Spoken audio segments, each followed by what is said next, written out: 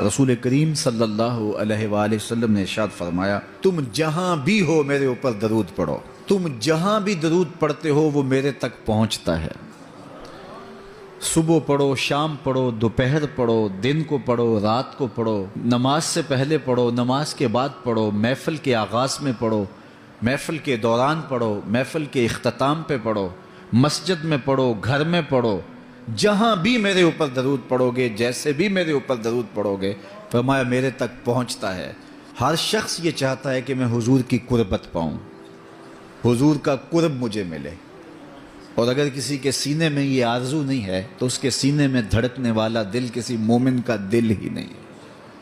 یہ میری بھی آرزو ہے، گناہگار ہونے کے باوجود آرزو ہے، آپ کی بھی آرزو ہے، آرزو تو کی جا سکتی ہے، چونکہ کرم ہوتے دیر نہیں لگتی، وہ جس پہ چاہے کرم فرمائیں۔ تو اگر قربت حاصل کرنی ہے تو پھر اس کا طریقہ کیا ہے؟ رسول کریم صلی اللہ علیہ وآلہ وسلم نے ارشاد فرمایا، قیامت کے دن میرے سب سے نیڑے وہ ہوگا جو سب سے زیادہ میرے اوپر درود پڑتا ہے۔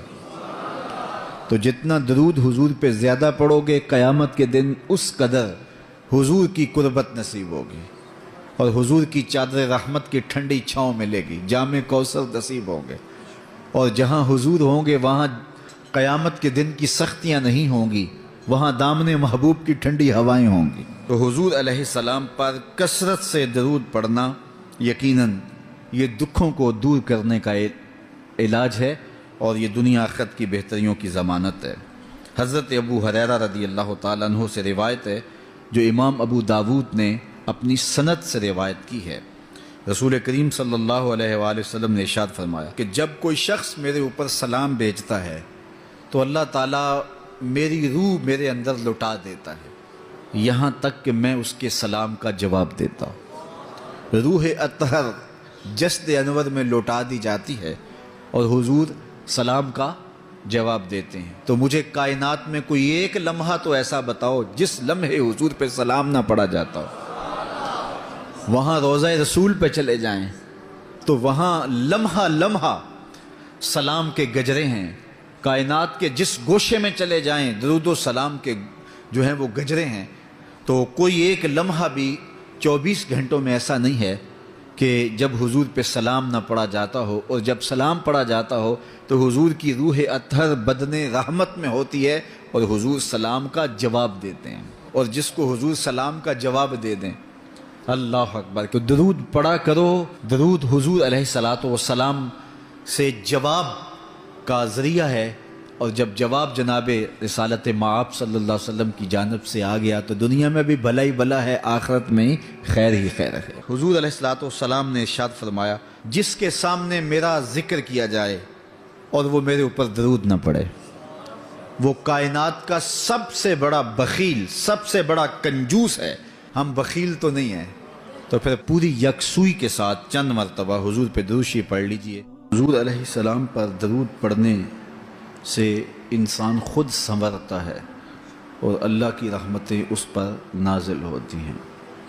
علماء نے لکھا ہے کہ درود اللہ کی بارگاہ میں ایک دعا ہے جو اللہ کی بارگاہ میں عرض کی جاتی ہے، اے اللہ، نبی رحمت صلی اللہ علیہ وآلہ وسلم پر رحمتوں کا نزول کر۔